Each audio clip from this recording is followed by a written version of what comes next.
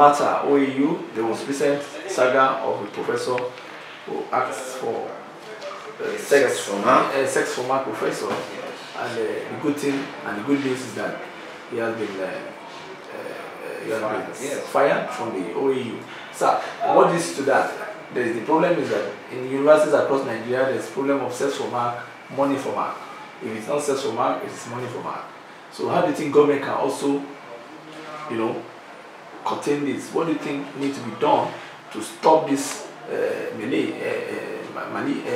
this menace in the university system? Because university system is supposed to be the beacon of hope, it's supposed to be a beacon of creativity, innovation, and all that. But when the lecturer say he has to see the skirt or the pants of an intelligent young woman, or a lecturer say an intelligent man, no matter how brilliant you are, you have to pay him for him to mark you, or he make you redundant and useless for numbers of years. How do we how do we stop this very horrible, mundane, and useless culture?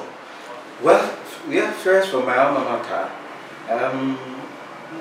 when I heard the news, I was appalled, shocked that such could happen. But for the fact, I know during our time, our lecturer actually give us money.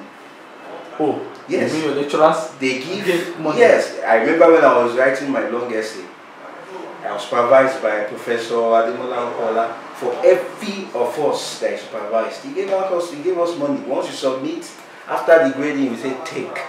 I was giving 5,000. No, I was giving 2,000 naira, and that was like 10 years back. He gave some 10,000 naira.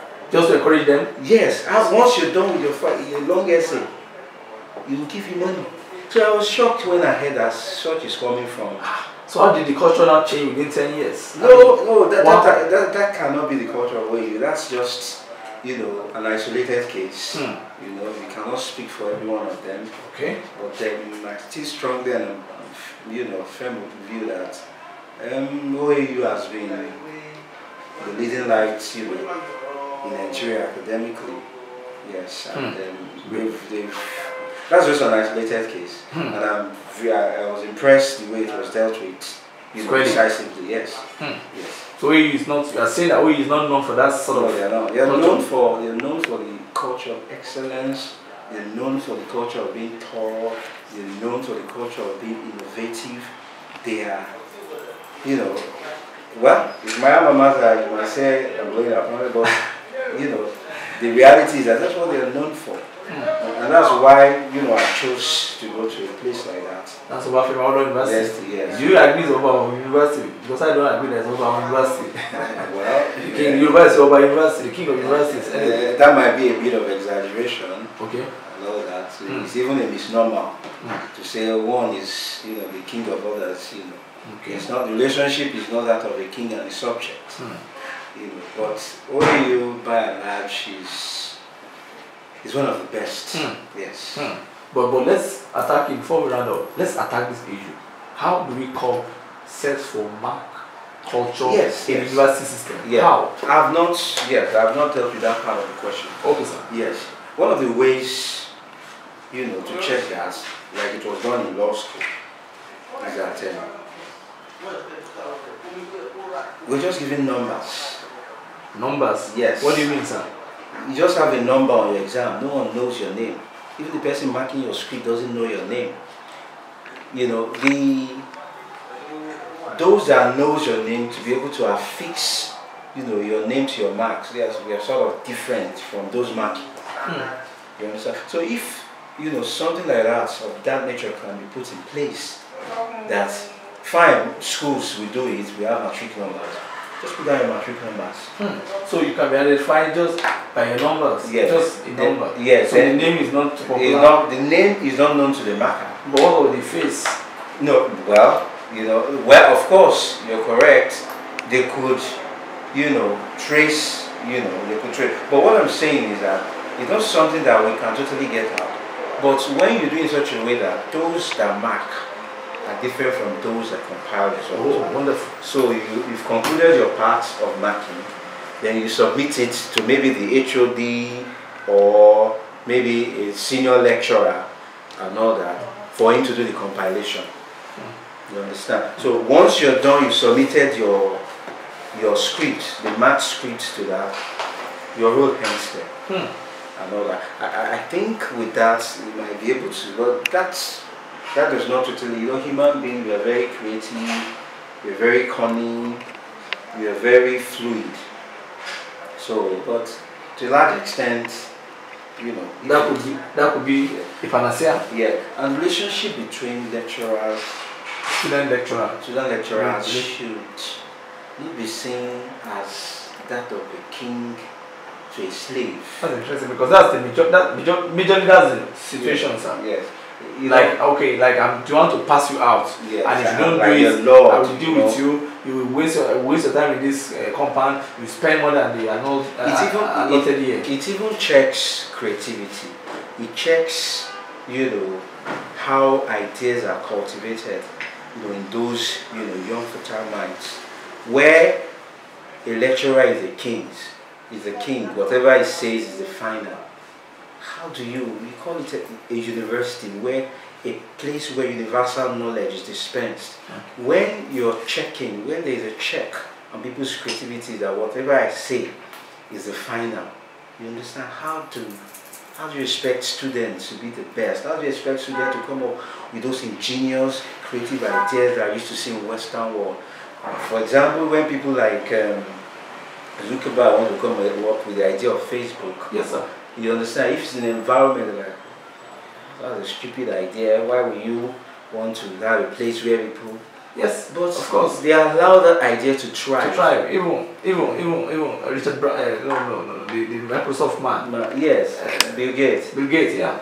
The same thing, he challenged intellectual status quo, yes. And he was able to get away with it, and today it's a big industry. Mark Zuckerberg also challenged intellectual status quo in the university environment, and he went away with it, and today it's an industry. I'm surprised if, like you say now, if the lecturer is seeing himself or herself as a lord upon the student, then that means creativity is going to be diminished, yes. Intellectuality is going to be crushed, and there will be no industry in the future. Yes. So the next question is, okay, what kind of relationship do you now recommend? Yes, sir.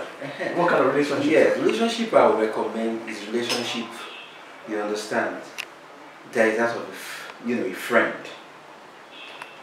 Yes, I would still use OAU as an example. When we're in the university there, we had some lecturers that are,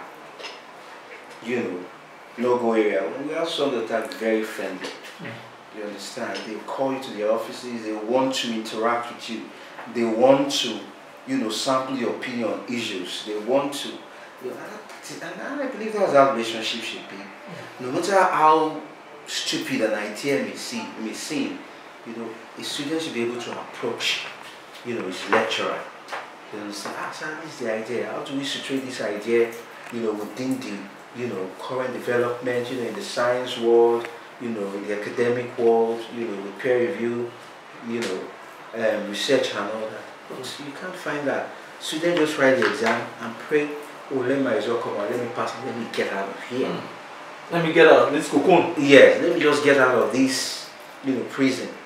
You understand? They're not happy to be in that environment. They're not happy to, learn. I see university, as a place whereby, you interact with the sciences, you interact with scientists, you interact with the people in the art department, people in the financial, potpourri of everything. You synthesize these ideas together, come up with something that might change, the world. Face of humanity. Yes, but we can't. Everybody just want to graduate, get out, get the job, and that's life.